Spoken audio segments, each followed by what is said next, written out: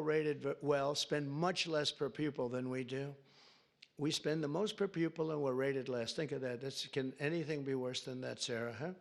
So what happens is we are going to make a very strong push on closing up the Department of Education. We'll have one person sitting there just to make sure that they're teaching English, reading, writing, and arithmetic, okay? Just, that's all. The rest of it is up to the governors. We have great governors, really smart people. Brian, I think you'd love to have it in Georgia because you could do a great job. And you're being told, Ron would love, Ron sitting there saying, oh, give me the education. You're being told by people in Washington that don't know much about your state and maybe don't like your state, maybe don't like you, maybe don't like your pupils, about what they should be doing. And I'll tell you what, we will compete. Many of our states, I figure 35 of them, we're going to have 35 great ones. We're going to have 5 that are okay. Then we'll have another 5 that are blah. And then we're going to have 4 or 5 not so good. But in a place like New York, we could take it as an example, Westchester County. You go Westchester, Suffolk. You go out in Long Island, you do upstate New York. You know, you break it up into quadrants, Manhattan. But I think you could do a great job. I think that I think the states will do a fantastic job. And we send the money directly to the states. And we're not looking even for the cuts, but you'll spend a lot less money. You're going to spend a lot less money. You know, as somebody that spent a lot of time in Washington over the last number of years, it seems like every building is a Department of Education. But I'm saying, what do these people do? What do they do? But if we could send education back, and Linda, as you know, is going through the process right now, and I think she's doing really well. She's great, Linda McMahon. And I said, Linda, you're trying. I really want you to do a great job, but you're really only doing a great job if you have no job by the time we finish. You have to create no job for yourself because we want this to go back to the states, and she agrees. And if we can do that, I think it's going to be one of the most important things we can do. So the governors, the people in this room, Democrat, Republican, will run their own school system, and we'll back them 100%, and we'll pay like we do now. But I think we'll end up having to pay probably half. But that's not the reason I'm doing it. I'm doing it because we give really bad education. And as far as the teachers union, I love teachers. And I imagine unions might form in some of these places, and if they do, that's fine, you'll deal with it. So this isn't against unions, it's because I won unions. I won the Teamsters. When you win the Teamsters, that's serious. But I put in a person as Secretary of Labor who I really did it because the unions treated me so well. The auto workers, I mean, so many of the unions, the firefighters, the police unions, I got like 98% of the vote. We're looking for the other 2%. Nobody can find them. So, you know, I grew up in New York, which was union territory. But we want to be able to have great education. If we don't have education in this country is going to go down. When you hear China is rated number 4 and 5 every year, and you know, they're a serious competitor. So I want to thank you all, and I do want to say again, call me at any time. I will take your call. If you're a Democrat, I will put you ahead of the Republican. If I have a Democrat or Republican call, Simon, I will put the Democrat first. Okay, I promise. And probably, sort of promise, right? No, I will. We'll take good care of the people in this room. And it's an honor to be with you. You're very, very smart people. To do what you do, to get elected, it's a tough business. But if you could take back education, and if we could do some of the things that we just laid out very easily in this plan, and you have a federal government that's behind you all the way. We'll be sending help. As an example, if we do get rid of FEMA, which we should, it's very expensive, doesn't work. But we'll be sending federal help in if you have a big hurricane or a tornado or all of the things that I've been watching. And you'll be taken care of much, much better than you're taken care of now. You have to wait around for these people to come, and they come so late. But the worst example was what you had to go through in North Carolina. What happened there was a terrible thing. So congratulations on your victories, and you're going to have many more victories. And I'm here for you. If you want to ask a couple of questions, you could, if you'd like to. Yes, please. Thank you, Mr. President. So I think we share excitement about disaster response and how we can make it better. We've all had disasters. We usually love to see the president after a disaster that's, never fun. Right. We have fires, other people have floods, hurricanes.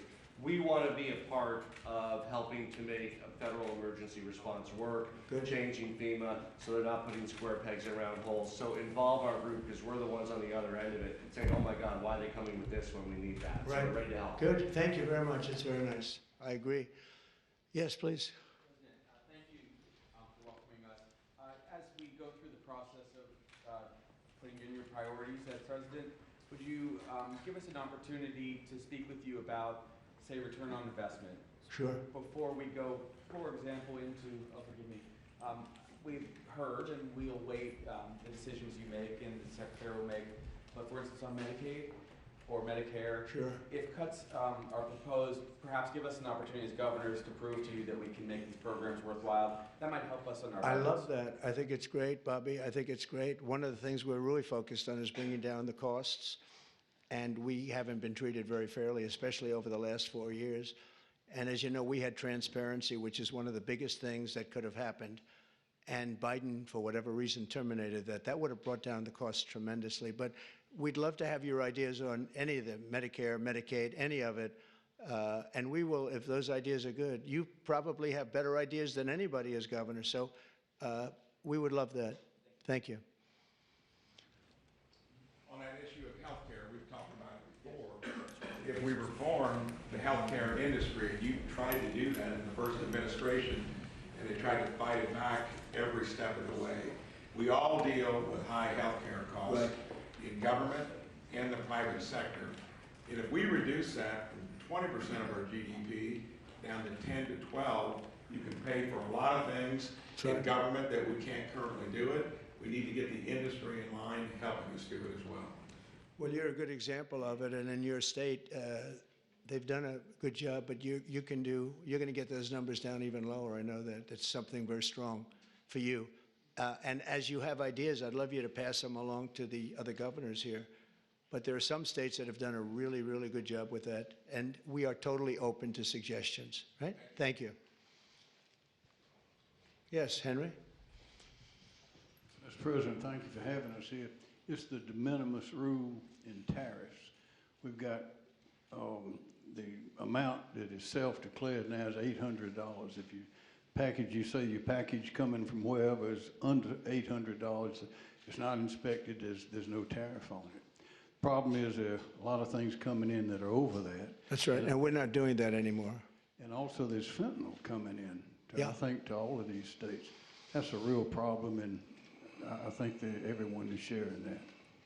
Thank you, Henry. So I had a deal with President Xi just prior to leaving office, but before the election, that President Xi was going to give the maximum penalty to anybody sending fentanyl into the United States. His maximum penalty is death. If you notice that every country that has the death penalty has no drug problem. They execute drug dealers. And when you think about it, it's very humane because every drug dealer, on average, they say, kills at least 500 people, not to mention the damage they do to so many others. But they kill large numbers of people.